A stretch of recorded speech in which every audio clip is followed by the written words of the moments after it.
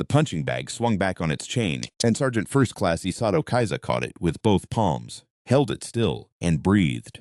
Dawn had not come yet to the Gleezy station. Through the scratched porthole above the weight bench, he could see the gas giant turning its slow, amber face in the dark. One of those views that should have stopped a person, that should have made them feel small and lucky and grateful all at once. He'd stopped noticing it 2 months ago. Now it was just a clock. The banded storms told him what time it was better than any watch. He let go of the bag. His hands were wrapped in old cloth, the synthetic kind that wicked sweat, and both knuckles had gone the color of old walnut from 3 years of doing exactly this at exactly this hour. The fluorescent tube above him hummed and flickered. He threw his shadow in 2 directions at once. Karen appeared in the hatchway, half asleep, her uniform jacket hanging off one shoulder. "You know," she said, "for someone who just got his ass handed to him last rotation, you're very committed to looking confident. I didn't get my ass handed to me. You got your ass handed to you." He smiled despite himself. That was the thing about Karen. She always had been the one person who could make him smile when he least wanted to, even here, even at the edge of mapped space, 3 weeks of drift from the nearest Union relay, with whatever was waiting for them in the dark beyond the station's sensor fence. She crossed the deck and handed him a tin cup. It steamed. "Is this real coffee?" "It is absolutely not real coffee." He drank it anyway. It tasted the way he imagined motor lubricant might taste if someone had tried to apologize to it. He handed the cup back. "Briefing in 30, Karen said. "And Kyosuke wants to talk to you before." "Kyosuke always wants to talk. Kyosuke's always right, which is the annoying part." She left. He turned back to the punching bag and hit it once more hard. Not training, just saying something that had no words. The Oga had no concept of morning. They did not sleep. They did not mark time in the way that meant sleep's end and work's beginning. They marked time in depth. The depth of their signal. The accumulated weight of their communion with the lattice, which was the name they gave to the vast resonating network that connected every one of their kind across the 17 worlds they had consumed and the 41 they had cataloged for future consumption. They were, by every metric their own science could generate, perfect. They had been perfecting themselves for 6,000 years. They had long since passed the point where any individual could be said to have something as crude as a body. They existed as concentrated intention-given form, armored shells of living crystal and focused electromagnetic will, cold and brilliant as the cores of stars.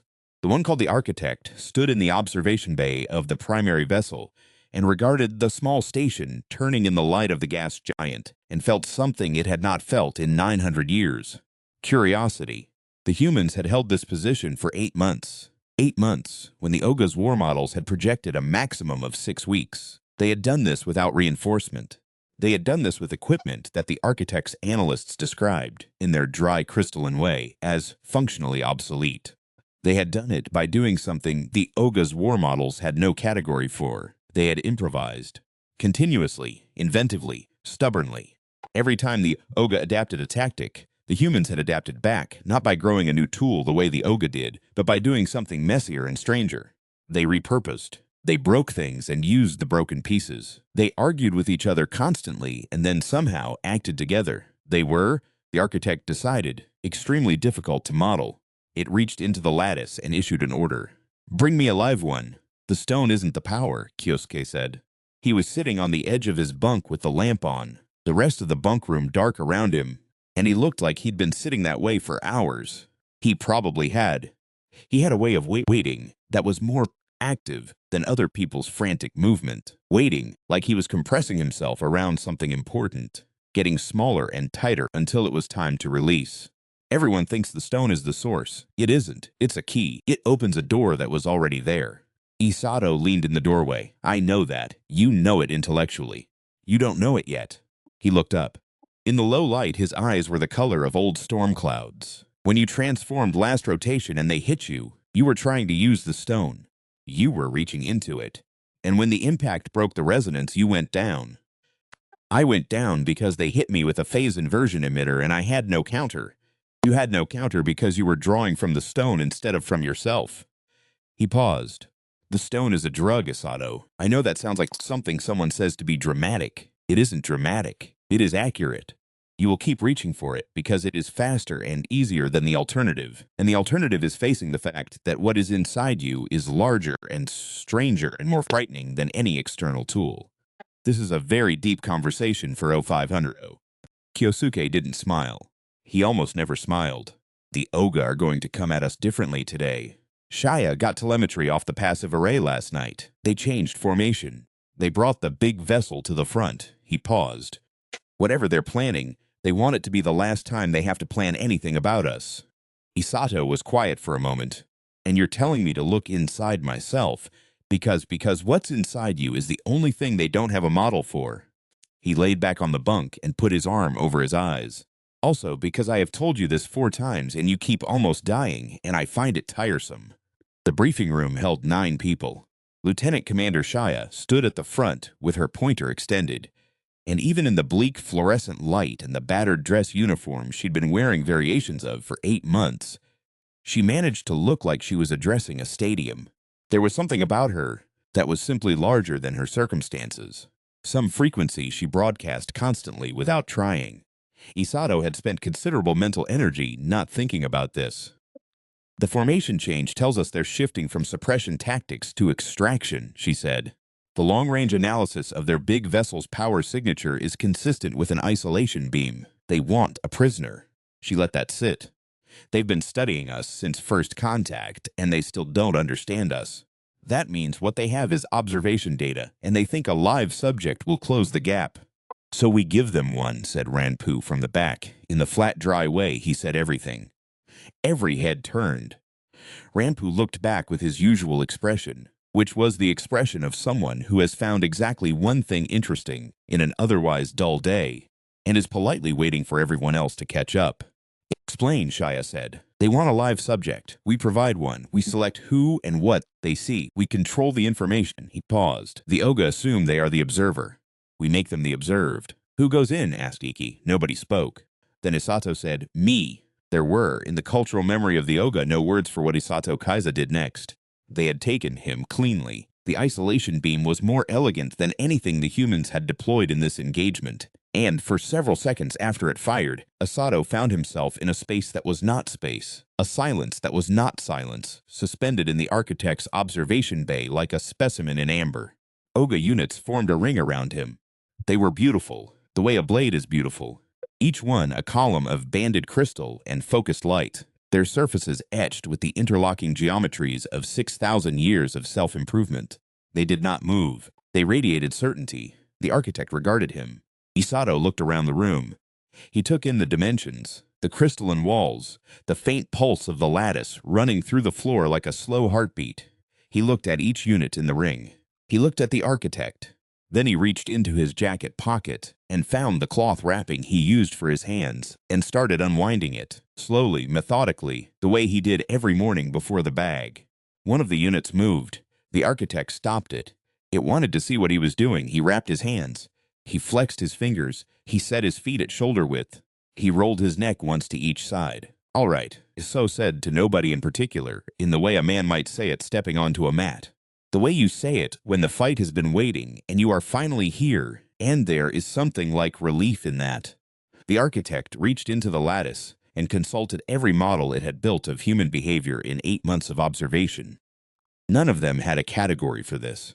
It reached deeper to the accumulated conquest data of 6,000 years, 41 cataloged species, 17 consumed worlds. None of them had a category for this either. The human was not afraid. Not in the suppressed way, not in the chemical overridden way the Oga had observed in other captured specimens of lesser species, where fear compounds ran hot in the blood, but the subject performed calm as a survival strategy. This was different. This was something the architect could not name. It ran deeper than the fight-or-flight chemistry. It ran deeper than training. It sat in the human's chest like a stone that had always been there, and it was not afraid, and it was not angry, and it was not calculating. It was simply present. It was simply ready. The architect thought, what is that? And Isato transformed. The Kaiser stone in his bracelet had never felt like power to him. Not really. Not the way Kyosuke described it. Not as something external he was reaching into. But in the weeks since Kyosuke's long speeches about sources and doors, he had started doing something different with it. He had started thinking of it the way he thought of his wrapped hands before a training session. Not a source, a habit, a ritual that got him out of his own head and into his body. And his body had been doing this since he was 12 years old. The stance, the weight, the specific quality of attention that meant everything else went quiet. When the armor manifested, the Oga ring reacted. He expected them to attack. They didn't. They moved back. Not tactically. They moved the way you move when something is larger than you anticipated. When the space you thought you were measuring turns out to have a different geometry. The architect's crystalline face turned toward him, and for the first time in Isato's experience of the Oga, 8 months of watching them, fighting them, running from them, he saw something he hadn't seen before. Hesitation. He threw the first strike before they could regroup. On the station, the team watched the signal. Karen had her eyes on the secondary display where the passive array was feeding them broken telemetry. Not real time, not clean, but enough. Enough to see the power fluctuation when Isato hit whatever he hit. Enough to see the Oga formation on the hull of the primary vessel loosen, then dissolve, as units were recalled inside. He's actually doing it, she said. He usually does, Kiyosuke said from the corner, where he'd been silent for the past 17 minutes. You could sound more confident. I am entirely confident, he said. I'm just waiting. For what? For the part where it stops being Isato doing well and starts being Isato needing support. As if on cue, the primary vessel's power signature spiked. Kiyosuke stood up. The architect had made a decision. It had been watching the human fight 4 of its units simultaneously, and it had been doing what it always did when confronted with data that didn't fit. It had been modeling. It had run 40,000 iterations of the current engagement in the time it took the human to break the second unit's resonance with nothing but impact and will. None of the 40,000 iterations ended well for the Oga. Not because the human was stronger. The math on that was clear. He wasn't stronger. He was something else. He was getting better in real time. Every exchange, he learned something and used it, and discarded what he'd learned about it and learned something new. He was not executing a strategy. He had no complete strategy. He had a direction, a compass heading, not a map, and he was improvising everything else moment by moment. And the improvisation had a quality the architect had no word for. It was ugly. It was asymmetric. It threw away elegance in favor of result. It got hit and kept moving. It found angles that 6,000 years of optimized combat doctrine had never indexed, because those angles only existed if you were willing to get hit on the way to them. The architect thought, we have been trying to understand this species through their patterns. They don't have patterns. They have tendencies, preferences, things they are drawn toward that they would immediately abandon if a better option appeared. Their strength was not in their structure. It was in their complete willingness to have no structure at all, to be structureless in the service of a value that was not strategic, but something older and simpler and far more difficult to counter. They wanted to win, not for the lattice, not for the accumulated perfection of the species, for themselves, for the specific, irreplaceable, unreplicable fact of themselves. The architect reached into the lattice and summoned its most refined instrument, the form it had built over 900 years of continuous self-improvement, the apex of everything the Oga had learned about focused intention and physical perfection. It descended into the bay, and Isato looked up at it, bleeding from the temple, armor cracked at the left shoulder, breathing hard. He smiled. Not the smile of someone confident they were going to win. The smile of someone who had found the fight they came for. Karen flew the insertion shuttle herself because she didn't trust anyone else's hands to be steady enough.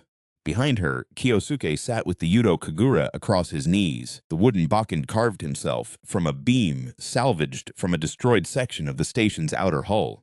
He'd explained once that it wasn't about the material, that the wood held intention better than metal, because metal remembered being ore and had no opinion about anything.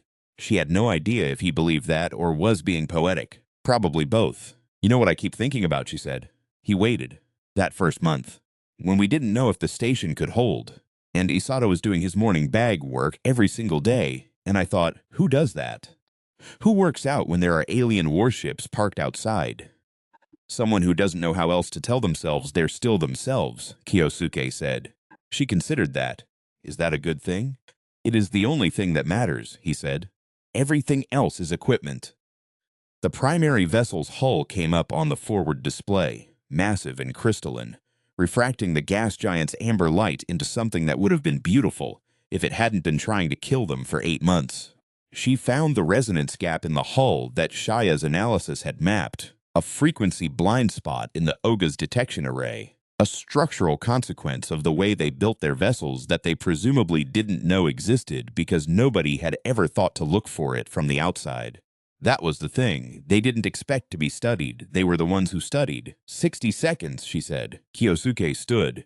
Behind him, through the shuttle's rear viewport, she could see Ikki and Suzu checking their gear. Ikki with the same methodical certainty he brought to everything. Suzu with the sharp-eyed focus that had surprised Isato the first time he'd seen it, and never surprised anyone after. Karen, Kyosuke said. Yeah, you're gonna have to move fast when we get him out. I know, I mean extremely fast. Kyosuke. Yes, I know. I always know. That's why you keep me around. He almost smiled. The shuttle hit the hull. The architect and Isato had been fighting for 11 minutes. Isato knew this because he had a clock in his head. Not the anxious kind, the competitive kind, the kind that tracked effort and matched it against return. He had landed 6 meaningful strikes.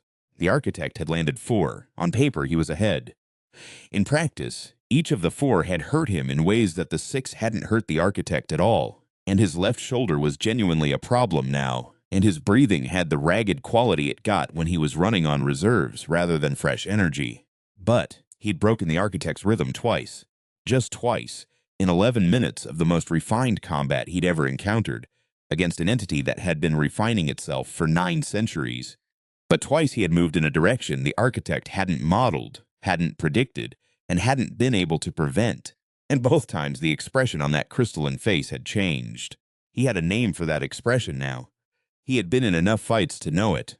It was the face of someone realizing the fight is not what they thought it was. He drove forward again, leading with the shoulder.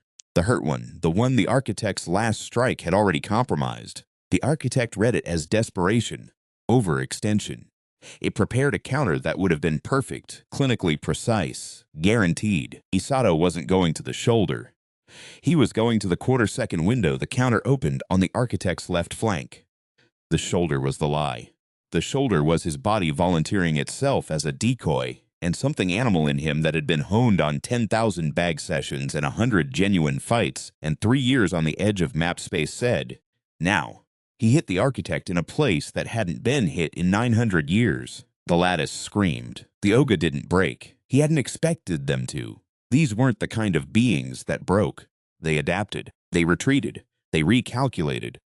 But there was a moment, one moment, in the vast resonating network of their collective consciousness.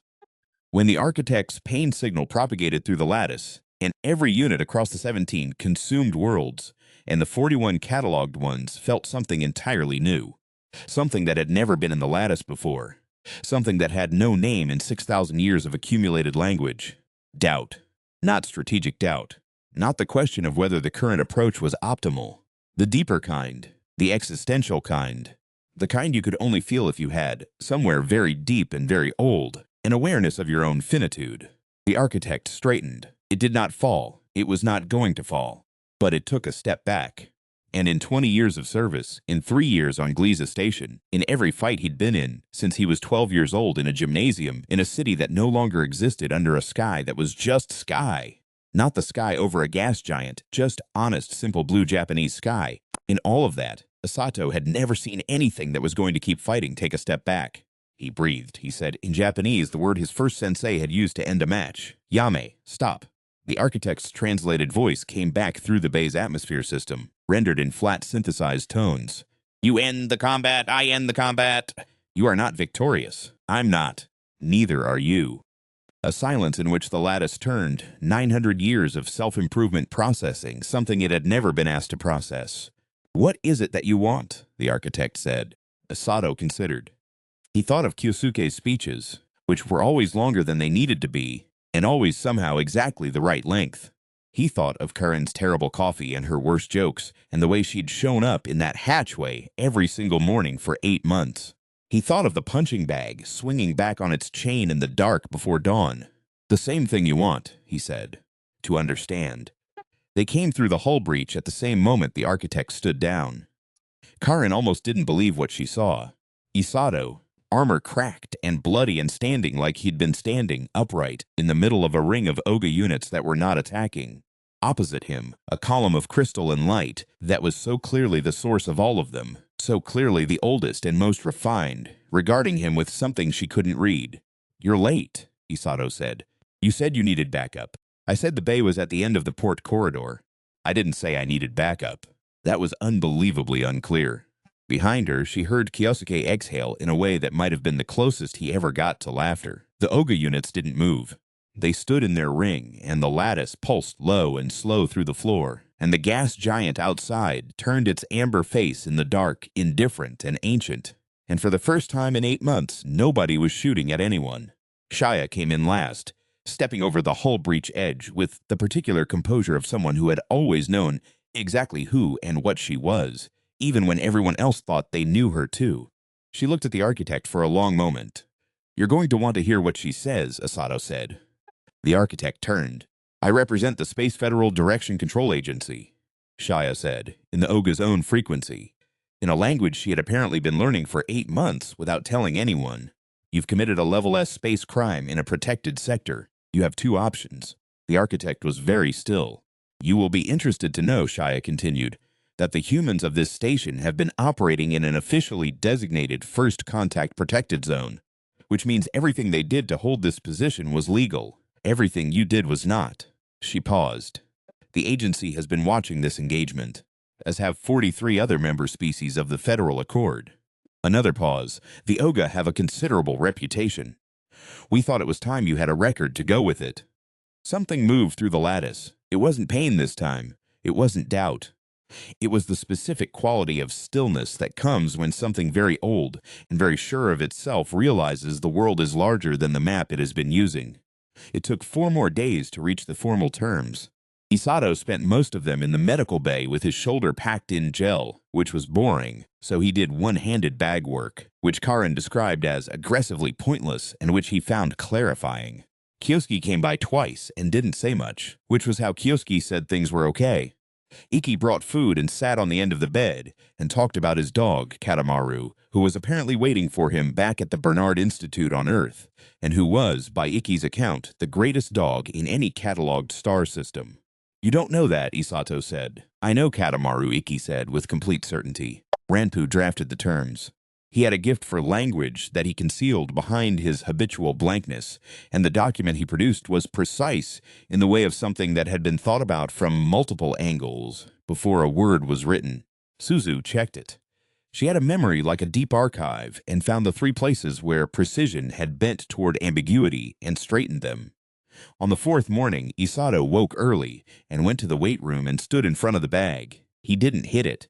He just stood there, wrapped hands at his sides, and looked out the porthole at the gas giant turning slow and amber in the dark. And for the first time in a long time, he let himself feel small and lucky and grateful all at once. The Oga primary vessel was visible in the upper arc of the porthole. Still there, not attacking, just present the way something is present when it is thinking. He reached up and touched the Kaiser stone in the bracelet on his wrist. Key, not source. Door, not power. He understood that now in his chest, not just in his head. Whatever was inside him that the architect had no model for, that had never been in the stone. It had been in the 20 years of mornings. It had been in the cloth wrapping and the 2-handed grip and the specific quality of ready that came not from any external tool but from a habit so deep it had become indistinguishable from character. The Oga had spent 6,000 years getting better. Humans had spent 100,000 years being human. Stubborn, improvising, getting hit and standing back up, arguing with each other, and then somehow, impossibly, pulling together. Not because a lattice connected them, because something simpler did. Because they were all, in their different ways, standing in front of their own punching bag in the dark before dawn, saying the same wordless thing. "Still here, still here, still here," he exhaled. He hit the bag. The terms were signed on the 5th day in the observation bay where Isato and the architect had fought, which was Shia's choice and which nobody questioned, because Shia's choices had a way of being exactly right. Ranpu read them aloud. The Oga units stood in their ring. The Gliese station crew stood in a ragged line that would have been embarrassing on any formal occasion and somehow felt correct for this one. The architect said, "We have one question. Ranpu looked at Isato. Isato said, "Go ahead. In the engagement, when you continued fighting, when the probabilities against you were beyond any rational calculation of success." The architect paused, and in that pause Isato heard 900 years of refined intelligence wrestling with something it had no framework for. "What were you calculating?" He thought about it honestly. "Nothing," he said. The architect processed this. "Nothing," it said. "I was just trying to figure out the next thing." He shrugged one shoulder, winced. "And the thing after that, that's all it ever is." The lattice ran its slow pulse through the floor. "That is," the architect paused for a long moment. "Very difficult to model." "I know," Isato said. "We're working on it, too." Karen, standing to his left, made a sound that was somewhere between a laugh and a groan and was purely, specifically, irreducibly human. He bumped her shoulder with his good one. She bumped back. Outside, the gas giant turned. The amber light came through the porthole and lay across the deck in long, warm bars, and somewhere in the lattice, in the vast resonating network of 6,000 years of accumulated perfection, something new was being filed under a heading that had never existed before. The Oga didn't have a word for it yet. They would, eventually, come to understand it as the thing that made humans impossible to finish, impossible to fully predict, and absolutely, categorically impossible to ignore. The humans called it stubbornness. The architect, turning over in the lattice, for the first time in the long, slow journey back toward whatever the Oga would become next, found it was not entirely wrong to call it something else. Something approaching wonder,